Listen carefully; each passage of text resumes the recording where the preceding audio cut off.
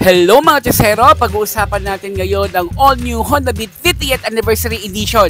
Inilabas ang Honda Beat Limited Edition bilang paggunita sa ika-50th Anniversary ng Honda Philippines. Happy Anniversary Honda! Kaya naman oras na para ipakita ang kakaibang timpla ng disenyo, superior safety at ang mga pambihirang feature na isinama sa motor na to. But anyways, bago natin pag-usapan ng lahat, pag-usapan na muna natin ang presyo. Ito po ay nagkakahalaga sa SRP ng 75,390 pesos. At kung installment naman, ang down payment nasa 3,800 pesos. At kung monthly, nasa 3,596. Kaya naman, pag-usapan nga natin mga Chesero kung ano ba ang meron dito sa limited edition ng Honda Beat ng Honda Philippines. Pero andito po kami sa Honda 3S Shop sa may Moriones po, sa may kanto ng Juan Luna. Actually, along Juan Luna, Tondo, Manila. Yeah, shoutout mga taga-Tondo. Shoutout po. Kaya naman pag-uusapan natin yan. Kaya naman, hello mga Chesero, mga boss, mga paps. Welcome back to Archie's Alonso Motovlog. Yes, at kung di ka pa nakasubscribe, subscribe na. And don't forget to hit like, share, comment, and hit that notification icon sa channel nag-start ng pagka-canvas ng mga motorcycle units, parts, and accessories. Correct mga Chesero. Maraming salamat po sa mga comment ninyo. Binabasa po namin yan. Sobrang appreciated po namin. Kaya yes, pag-usapan na natin yan mga Chesero. In 5, 4, 3, 2, 1.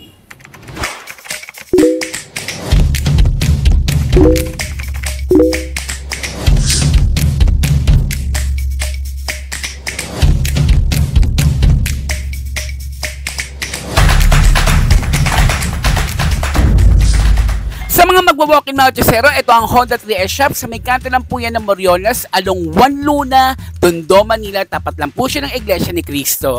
Kitang-kita agad, di ba? Halika na, pasukin na natin, pag-usapan na natin yung Honda Beat Limited Edition na yan. Well mga Chesero, nag-iisang kulay lang naman ang Honda Beat Limited Anniversary Edition. Wow! Yes, at ang tawag dito ay Arctic White na may combination ng blue and red decals para sa kanyang kakaibang disenyo. Totoo namang napakaganda. Correct, at ang parang hawig siya ng Philippine flag, no? Agree. And Honda Beat is one of the fastest and one of the most in-demand motorcycle ng Honda. Correct, at fuel efficient daw to. Correct. Diba? So ito po nasa harapan yung logo ng 50th anniversary ng Honda Philippines. Nice! So umpisa na natin yan sa mga ilaw na muna.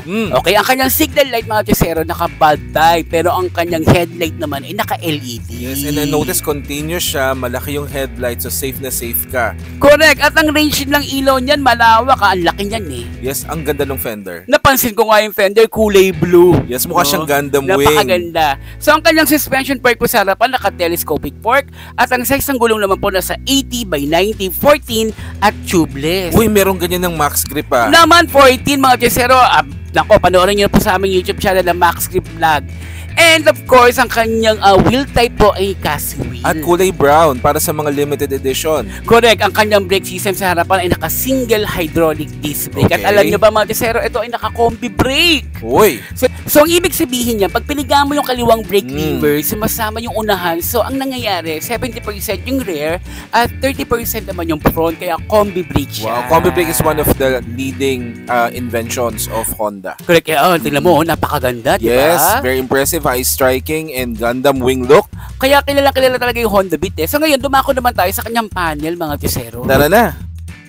So dito sa kanyang panel, wala naman masyadong binago. Okay, no? So, pero yung mga indicator niya parang naka-circle, no? Pag ganun, no? Diba? So semi-digital siya, and what people love about Honda Beat, it's the same features. Correct, same features lang yan. Okay? Nice. So ngayon naman, yung mga buttons niya, dito sa kaliwa, mga Chesero, meron tayong park brake lock.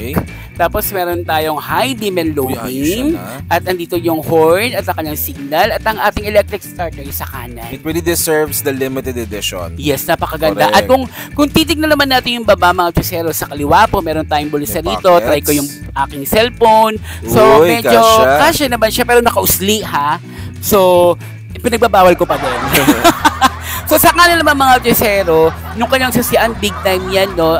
Anti-theft yan. Yes, diba? safe na safe safe. At yung kanyang pindutan sa seat, pipindutin mo lang yun. Nice. At syempre, ito pa yung ating USB charging port, may takip. Diba? Importante yan dahil pag umuulan, diba? Safe na safe. So ito, meron tayo ditong hook para sa helmet natin sa mga nagmamarket. At ang kanyang footboard naman mga Chesero, may kalawakan naman. Yes, letter M design, tapos footboard niya, good quality din, mga Josero, may hook, tama-tama sa long driving, at ang ganda rin ng texture ng plastic Yes, niya. may pagka-rough, no, combination. Correct. And yung design siya is also for aerodynamics, mga Exactly. Josero. So, it's not just for aesthetic. Correct. Nice. At kung mapapansin mo yung gilid niya, nandito yung logo ng 50th anniversary ng Honda. Napakaganda. Ganda nung highlights nung white, tapos nakadagdag pa yung blue and red.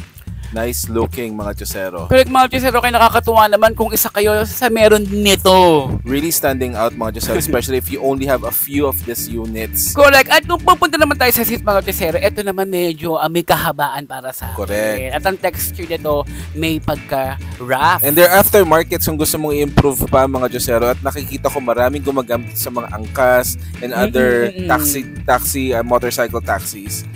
Yes. Correct. Kasi medyo fuel efficient talaga to Maraming hindi meron medyo nito. fuel efficient siya, mga Correct. Josero. Ayan, Correct. buksan natin. Eto, di ba napakalinis pa kasi bago po siya. At maganda yung tahi, mga Josero, hindi nawala.